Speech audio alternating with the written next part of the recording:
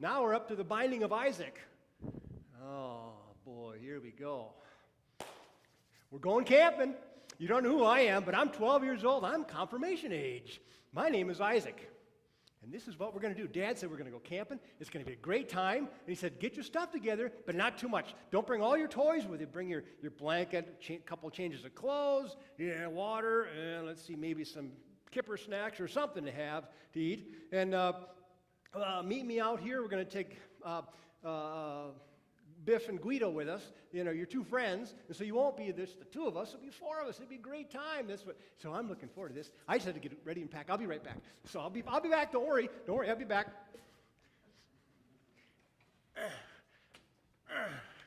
Okay. So here we go. Got my stuff. So we're going camping. This is great. Yeah, it's day one. This is day one. Hey, Dad, what is that? Look at that bird up there. What is that tree over there? Look at this. This is kind of rough ground, isn't it? This is kind of fun. I kind of like this. Hey, Biff, good, you having a good time? Watch the donkey, So here we go. 99 bottles of beer on the wall, 99 bottles of beer. This is great. Day two. 35 bottles of beer on the wall. 5 minutes of bottle of beer. Hey, Dad, are we going to get there anytime soon? Day three. 1 bottle of beer on the wall. This is not good terrain to walk on. Are we going to be there? Hey, Dad, are we there yet? No? Okay. How you guys doing? I'm thirsty. It's hot in here. This is getting heavy. I thought this was going to be fun, but, the first night was kind of fun, but then it rained, and I got my tent wet, and all my clothes wet. And then we didn't have a fire, so I'd eat all that stuff raw. Not a lot of good times. And yesterday wasn't much help either. It was all muddy and slipping around. And see how dirty I am? I got all this mud on me from trudging through the distance. And he said, we're going to go to the land of Moriah. Ooh, I've never been there. I was excited to go to Moriah. This is going to be great. Now it's like, couldn't it have been closer? I mean, we had a nice camping spot the first night until it rained, of course. What? We're done? We're done? Dad, we're where we want to be? Okay, well, I'm put my pack down. Ugh. This has been a long trek. 3 hours, 3 days. I'm going to go 1 day. Okay, well, we're going to go where? Up there? Oh, I see the little mountains up there. Okay, I can kind of see it. All right, well, they're not coming with us? Biff and Guido not coming with us? Okay. Okay, we'll see you guys later. What do you mean, pick up the wood? You mean from the donkey? I get it? Oh, man, the things I have to do, carry all the wood, put in my thought. Is there a better way to carry this stuff? Okay, let's go. All right, this is getting heavy. Are we there yet? I can see it, but it doesn't seem like it's getting any closer. Trip. Oh, got a piece of wood. I got to put all this back. This is what a big hassle this is. I can't believe it. Ugh. How come he can't carry it? Well, he's 112 years old. All right, I think we're here finally. We here finally, Dad? Okay, I can put the wood down. Ugh. Man, this is more work than I had thought about. I thought it was going to be a fun camping trip. This is a lot of work. What? You got to build an altar? Out of what? Rocks? You mean there wasn't an altar already? Maybe we can find an altar somewhere. Too far away? Oh, okay. Okay, I'll look for some rocks. Make an altar. Okay, this is going to take all day. How does this altar have to be anyway? I never signed up for this kind of stuff. Confirmation never involved this kind of learning. Tell you what. Well, it's been 3 hours, and I'm hot, I'm thirsty, and I'm hungry. Is it time to eat yet? Because there's something to eat. I'm thirsty. Is there something else we can have? It's high enough? Oh, good. Oh, that's good. Whew. Now what? Oh, the wood? Oh, one thing after another. Okay. Get the wood. Put that on there. Sure brought enough wood. Good Lord. How much are you going to burn here? A little altar to burn maybe a pigeon or something like that. A pigeon doesn't take all this much wood. I'm going to start it with at least if you bought the fire, at least we'll have to start with a couple of twigs. That's good. Okay. That's all set up. What? Okay, I guess this is going to be kind of a fun game. It's called Tying Me Up. This is what's going to happen now. Okay, this is going to be kind of fun, I think. All right. What? Get on the altar? Oh, I want to try. Oh, this is great. Now what do you do, Dad? Just lay here? Okay.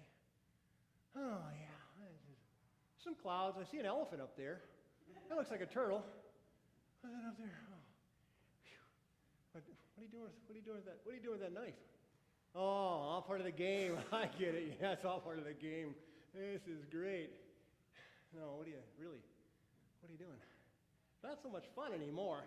Dad, Dad, stop!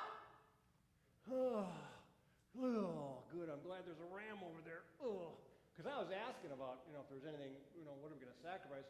And he said, we'll provide, God will provide. So I guess God provided, didn't he? Thank goodness. But give me a hand here and get me down. Okay. Now can you, the ropes? Can you get the ropes? All right, good.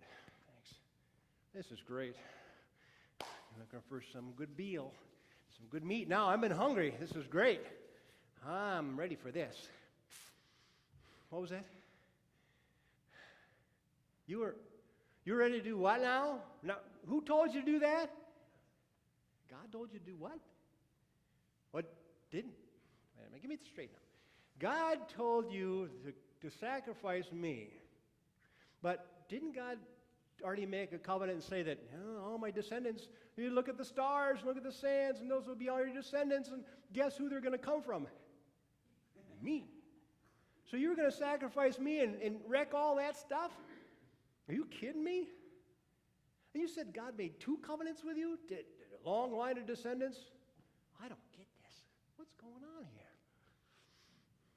Oh, well, I am 12 and I don't understand a lot, but I do. I just sandbag it and make it think like I don't know much. Like all those confirmation students, they think they don't know, but they really do know stuff. I know stuff. For instance, along the way when we're walking along, he said, hey, Dad, where's the sacrifice? Well, son, God will provide. Well, I kind of knew that you knew. I knew that you knew, that God knew, that you knew, that God would provide something. So we know that you would almost get to the point and God would say, no, right? Yeah, your trust is probably more than mine. Although I did let you put me on the altar, although I thought it was a game. But if I would have known it was a game, I may not have played with it. So you're saying that God, he made himself vulnerable because he was taking a risk too. He wasn't sure. He had to make sure that you were sure, right? So you've had 112 years of this trust in God, because all the stories you told about, when you were this, and you said, yeah, my wife is actually my sister, and all this kind of thing, and all these things with Sodom and Gomorrah, and all these stories, and God seemed to help you and support you and care for you the whole way through, and God was just saying, well, I just want to make sure. I just want to make sure that you are the one to go through this journey, Abraham, that you'd see it through to the end, and you'd be willing to snuff it all out, to break this whole relationship that you've got with God. Because once Isaac's gone, there ain't no relationship left. The doctor's gone, why bother? So, you risked your only son, and then God risked the promise that he made. Now, if you'd have gone through with it, God's promise would have been nil. But you didn't go through with it. So God kind of knew that you knew, that God knew that you knew, that you wouldn't go through with this.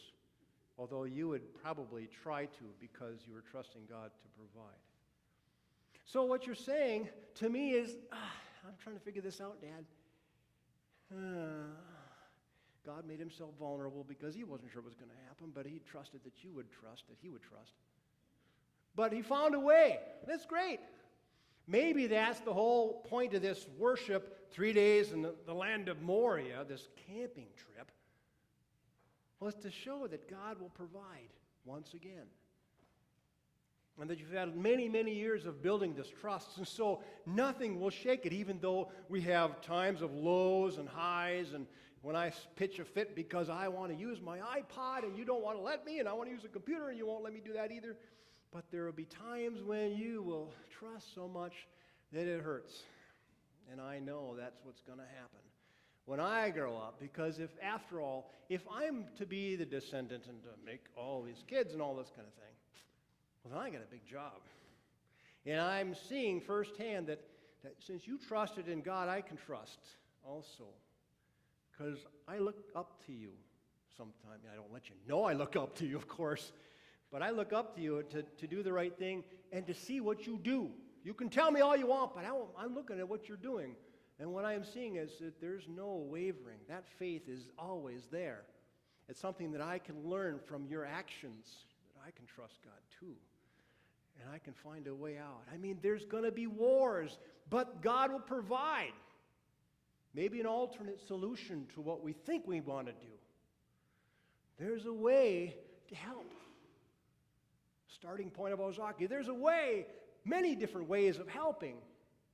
It's just a matter of choosing and being open to do that. I got it, Dad. I'm learning stuff. I haven't got it all figured out yet.